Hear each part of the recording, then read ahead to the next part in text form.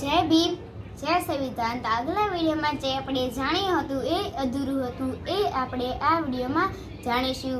આંદોલન જ્યારે આકાર થઈ રહ્યું હતું ત્યારે માતા રમાબાઈએ જાણ્યું કે મહિલાઓ પણ તેમાં ભાગ લઈ રહી છે.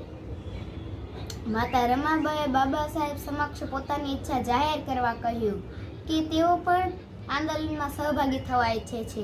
ગૃહિણી રમાબાઈના મનમાં એક વિચાર થઈ હતો કે આમ તો કામ પુરુષોનું છે, પણ સ્ત્રીઓ બધામાં મોટા ભાગની વ્યવસ્થા સંભાળી મદદરૂપ તો થઈ જ શકે છે ને. રમાબાઈએ બાબા સાહેબે અંદાજ લગાવી શક્યા નહીં કે રમાબાઈ પોતાની વાત પર આટલા ગંભીર હશે. બાબા સાહેબ સાથે આંદોલનમાં સાથે જવાના ઉત્સાહ સાથે રમાબાઈ પોતાની લાગતી વળગી બધી તૈયારી કરવા લાગ્યા. સંજોગવશ બન્યું એવું કે બાબા સાહેબ કહ્યા વગર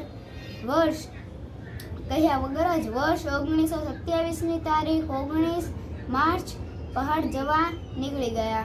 સમર્થવાન માતા રમાબાઈ માથું લાગવું માસ્તિક હતું. પહાડ આંદોલનમાં દરમિયાન પોતાની હક અધિકાર માટે અસ્ત્રવિહીની લડાઈ લડનાર બાબા સાહેબ તથા તેમના અનુશાસ્ત્રીઓ પણ સામાજિક રીતે અવસંગ વર્ગ દ્વારા હુમલો કરવામાં આવ્યો હતો.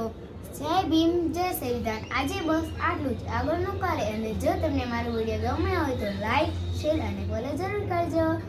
જય ભીમ, જય સંવિધાન.